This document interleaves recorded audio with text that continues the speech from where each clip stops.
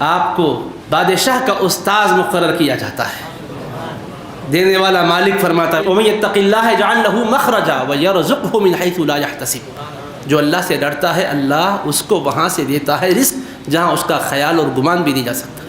وَمَن يَتَوَكَّلْ عَلَى اللَّهِ فَهُوَ حَسْبُهُ، جو اللہ پر توکل کرتا ہے اللہ اس کے لیے کافی ہو جاتا ہے۔ اللہ تعالیٰ نے ایسا آپ کو انعام سے نوازا کہ دیکھتے ہی دیکھتے آپ کے پاس بادشاہ کے دربار سے منظوری لے کر مولانا مسیح الزماں صاحب جو حضرت مولانا زماں خان شہید رحمۃ اللہ تعالی علیہ کے بھائی ہیں حاضر ہوئے اور کہا کہ غفران مکان میر محبوب علی آصف جاہ ششم کے استاذ و اتالیق آپ کو مقرر کیا گیا ہے، آپ قبول فرمائیں۔ تو حضرت کی بے نیازی دیکھو آپ، وہاں پر بادشاہ کے اتالیق کے بعد کیا فکر ہے بھائی، بادشاہ آپ کا ہو گیا تو پوری بادشاہت آپ کی ہے۔ اور وہ بھی بادشاہ جس کو استاذ بناتے تو استاذ کی قدر بھی کرتے تھے، اور آج بھی کسی بھی مذہب میں آپ دیکھیں استاذ کی قدر کا تصور ہے، چاہے کوئی بھی پیشے سے ہو۔ اگر کوئی انجینئر ہے تو وہ بھی اپنے استاذ کی قدر کرتا ہے، حتیٰ کہ جو فٹ پاتھ پر بیٹھ کر پنچر بنانے والا ہے اس کو بھی ہم نے دیکھا ہے، کبھی کھڑے ہو جاتا، کیوں کھڑے ہو گئے، بولتے ارے صاحب یہ صاحب ہے ان کے پاس پنچر بنانا سیکھا تھا میں، اتنا خیال ہے۔ تو ایک استاذ کے ادب کا تصور رہتا ہے، تو بادشاہ کے استاذ، تو بادشاہ جب آپ کا ادب کرے گا تو کیا کیا خدمت نہیں کرے گا، یہ کچھ خیال نہیں ہے، استغنا کی کیفیت ہے۔ چٹائی پر بیٹھ کر درویش اپنی درویشی میں مست ہے اور اللہ بادشاہ کو شاگرد بنا رہا ہے۔ وہ مالک الملک کا انتظام بھی دیکھو، خود کوئی فائل لے کر نہیں پہنچے میری یہ ڈگری ہے مجھے نوکری دی جائے میں انٹرویو فیس کرنے کو تیار ہوں، نہیں کہہ رہے ہیں۔ آج نوکریوں کے لیے کیا کیا جا رہا ہے، استحقاق ہے یا نہیں ہے اس سے قطع نظر جعلی کاغذات بنائے جاتے ہیں اور سندیں حاصل کی جاتی ہے، پی ایچ ڈی کی ڈگری ہے، اور واقعتاً ڈگری پی ایچ ڈی کی سمجھنے کے بعد تحقیق کی گئی تو پتہ چلا کہ سب جعلی ہے۔ پھر وقت ہوتا کیا ہے دیکھ لیں گے، اس کی بنیاد پر نوکری تو حاصل کر لیں گے، یہ تصور ہے دنیا کمانے کا۔ لیکن وہاں عارف باللہ شیخ الاسلام کا حال یہ ہے کہ بادشاہ کی طرف سے منظوری مل گئی ہے کہ ہاں ٹھیک ہے ہم پڑھیں گے اس عالم جلیل سے، اور حضرت ہے کہ فرماتے ہیں نہیں میں قومی خدمت پر بادشاہ کی تدریس کو ترجیح نہیں دے سکتا، میں غریبوں کی خدمت میں لگا ہوا ہوں، میں عوام کی خدمت میں لگا ہوا ہوں، غریبوں کے بچوں کو صبح شام پڑھا رہا ہوں، یہ بادشاہ کو پڑھانے جاؤں گا تو ان بچوں کا حال کیا ہوگا، اس لیے میں ان غریب بچوں کو چھوڑ کر بادشاہ وقت کی تعلیم کی ذمہ داری قبول نہیں کر سکتا۔ تو وہ عالم جلیل کہنے لگے حضرت اس امید پر کہ آپ قبول کریں گے میں نے پوری کارروائی کر کے بادشاہ سے منظوری بھی حاصل کر لی ہے، اگر آپ انکار کریں گے تو مجھے خفیف ہونا پڑے گا، شرمندہ ہونا پڑے گا۔ بہت اصرار کرنے لگے تو فرمایا جب تک میں استخارہ نہ کروں گا کوئی قطعی جواب نہیں دے سکتا۔ کبھی ایسے موقع پہ استخارہ یاد آتا ہم کو نہیں آتا، ہم بولتے خیر محض میں کیا استخارہ کریں گے، دولت کا دروازہ کھل رہا ہے، علم کے ذریعے سے آ رہا ہے، لیکن وہاں فرماتے استخارہ کروں گا۔ استخارہ کرنے کے بعد دیکھتے ہیں کہ کچھ کاغذ ہاتھ میں لیے ہوئے دربار میں بادشاہ کے جا رہے ہیں، تو آپ نے اس کو غیبی اشارہ سمجھا، مگر یہ بھی فرمایا کہ بادشاہ کو پڑھاؤں گا ضرور مگر اس کی وجہ سے عوامی خدمت سے کنارہ کش نہیں رہوں گا، میں جو عوام کو پڑھا رہا ہوں غریب بچوں کو پڑھا رہا ہوں یہ سلسلہ میرا موقوف نہیں ہوگا۔ ٹھیک ہے آپ کی ہر خواہش قبول ہے لیکن آپ ان کے معلم بن جائیے۔ معلم بن گئے بادشاہ، اور بادشاہ کو پڑھایا، اور ٹیوشن ایک آدھے گھنٹے کا ہوتا ہے، آپ سمجھیں گے ناظرہ قرآن کے حد تک پڑھا کے چلو کچھ دعائیں سکھا دیے ہوں گے، اس حد تک نہیں۔ بادشاہ جب آپ کے پاس پڑھنے لگے تو بادشاہ کو اندازہ ہونے لگا علم کی نعمت کیا ہوتی ہے۔ اب بادشاہ نے کہا کہ نہیں اور پڑھاتے جائیے۔ اب چل رہا ہے سلسلہ، ایک کورس کے ساتھ جیسا تعلیم چلتی ہے ویسی چلنے لگی، یہاں تک کہ بادشاہ کو خیال آیا اتنے اچھے مربی اتنے اچھے تعلیم مجھ کو مل گئے، میرے بعد جس کو میں اب اس مملکت کا تاجدار بنانے والا ہوں ان کی بھی تربیت ہونا ضروری ہے، چنانچہ اپنے ولی عہد کے لیے آپ کو استاد مقرر کیا۔ تو بادشاہ نے اپنی نگرانی میں عثمان علی بادشاہ جو بعد میں بنے ہیں ان کا پھر آپ کو استاد بنا دیے، اور حضرت ان کو پڑھانے لگے۔ کب تک؟ جب تک وہ بادشاہ نہیں بنے تک پڑھاتے رہے، تقریباً 21 برس تک عثمان علی بادشاہ بانی جامع نظام سے پڑھتے رہے، 21 سال۔ اتنا طویل کون سا کورس ہوتا ہے جامع نظام میں، عالم کورس بھی 16 سال ہے سب سے زیادہ بنے تو، اگر پی ایچ ڈی کو ملا لو تو 17-18 سال چلیں گے، وہ بھی کب سے الف با تا سے بالکل رینگتے چلنے والا جب چلتا ہے تو ہر علم پڑھتے پڑھتے اس میں کامل ہو جاتا، محقق ہو جاتا، لیکن بادشاہ 21 برس تک پڑھ رہے ہیں،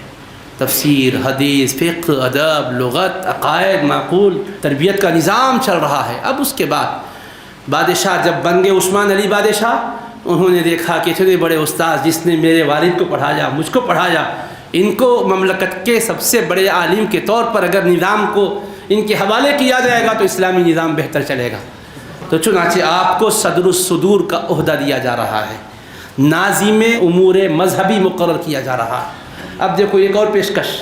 پہلے بادشاہ کے استاذ بنایا گیا تو استخارہ کرتا ہوں فرمائیں، اب آپ کو ناظم امور مذہبی مقرر کر رہے ہیں تو بادشاہ سے آپ فرماتے بادشاہ سلامت، مملکت میں کوئی بھی عہدہ سنبھالنے کی آخری عمر 55 برس ہے اور میں 55 برس سے تجاوز کر چکا ہوں،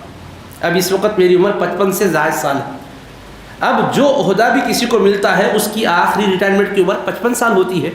اور میں تو اب ریٹائرمنٹ کی عمر کو پہنچ چکا ہوں، مجھ کو ایک نیا عہدہ دے کیوں رہے ہو؟ اس لیے کسی اور کو یہ عہدہ دیا جائے۔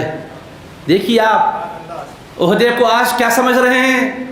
صدر بننے کے لیے کیا کر رہے ہیں ہم لوگ، اور وہاں دیکھیے صدر نہیں صدر الصدور بنایا جا رہا ہے، کسی چھوٹے مدرسے کا نہیں، مسجد کی کمیٹی کا نہیں، صدر الصدور صوبجات دکن، پورے ملک کے دکن کے مذہبی امور کا ناظم بنایا جا رہا ہے، صدر الصدور بنایا جا رہا ہے۔ تو کہہ رہے ہیں کہ 55 سال کی عمر کے بعد تو برطرف ہو جاتا ہے آدمی، ہر طرف ہو جاتا ہے، اس کو کیسے یہ عہدہ دیا جا رہا ہے؟ اس لیے میری معذرت خواہی کو قبول کیجئے۔ تو بادشاہ کہنے لگے مملکت میں آپ کے جیسا کوئی عالم نظر نہیں آتا، اس عہدے کو آپ کی ضرورت ہے، آپ کو عہدے کی ضرورت نہیں ہے۔ یعنی کچھ لوگ وہ ہوتے ہیں کہ ان کو عہدوں کی ضرورت ہوتی ہے تاکہ وہ اپنے نام کو چمکائیں، مگر کچھ عہدے وہ ہوتے ہیں کہ شخصیتوں کو ڈھونڈتے ہیں کہ آپ آؤ، قبول کرو تو ہم مزین ہو جائیں گے، قبول کرو تو ہمارا حق ادا ہو جائے گا۔ تو شیخ الاسلام کوئی عام ہستی کا نام نہیں ہے، وہ دکن کے تاجداروں کے فرما رواؤں کے فرما روا رہے اور ان کو علم و معرفت دی، اور اس عہدے پر فائز ہونے کے بعد شیخ الاسلام کیا کرنے لگے؟ پورے ملک کا جائزہ لینے لگے، اور ملک میں اسلامی نظام قائم کرنا ہو تو درسگاہوں کا جال بچھانا ضروری ہے، جہالت کا خاتمہ کرنا ضروری ہے، خوش اخلاقی کی بہاریں لانا ضروری ہے۔ اس کے لیے جہاں جا رہے ہیں مدرسے قائم کر رہے ہیں۔ آپ کی نظر پڑی اجمیر کی وہ سرزمین جہاں سلطان الہند خواجہ غریب نواز علم و عرفان لے کر آئے، اسلام کا پیغام لے کر آئے، جن کے مبارک مسائی جمیلہ کی برکتوں سے 90 لاکھ لوگ مسلمان ہوئے۔ تو وہ حضرت سیدنا سلطان الہند کا آستانہ یقیناً بغیر بلائے کہ ہر کوئی جائے گا محبت سے، حضرت نے دیکھا کہ اس آستانے میں درسگاہ کا قیام کرنا ضروری ہے۔ تو شیخ الاسلام نے اجمیر معلیٰ میں ایک مدرسہ قائم کیا تاکہ آنے والے وہاں سے صرف زیارت کر کے پھول مزار پہ پیش کر کے نہ جائیں، علم کے پھول لے کر جائیں۔ چمنستان علم بنایا آپ نے اس کو، عقیدتوں کا ڈائریکشن چینج کیا شیخ الاسلام نے، کہا یہ وقتیہ عارضی محبت تمہاری کافی نہیں ہے، مشن غریب نواز کا لینا ہو تو درسگاہ سے یہ فیض حاصل کرنا ضروری۔ مدرسہ قائم کیا دارالعلوم معینیہ، صدر مدرس کا تقرر کیا، اساتذہ کا تقرر کیا، اور اچھا نام مدرسے کا کیا رکھا؟ دارالعلوم انواریہ نہیں رکھا، قائم وہ کر رہے ہیں مگر نام معین الدین اجمیری کے نام پر رکھ رہے ہیں تاکہ بزرگوں کی نسبت کا بھی احترام معلوم ہو لوگوں کو، جہاں جائیں وہاں کے بزرگوں کو نظر انداز نہ کیا جائے، جہاں جن کے خدمات ہیں ان کے خدمات کا اعتراف کیا جائے۔ یہ بھی طریقہ سکھا رہے ہیں شیخ الاسلام اپنی طرز عمل سے۔ دارالعلوم معینیہ کا قیام امر میں اتنا عظیم مدرسہ بن گیا،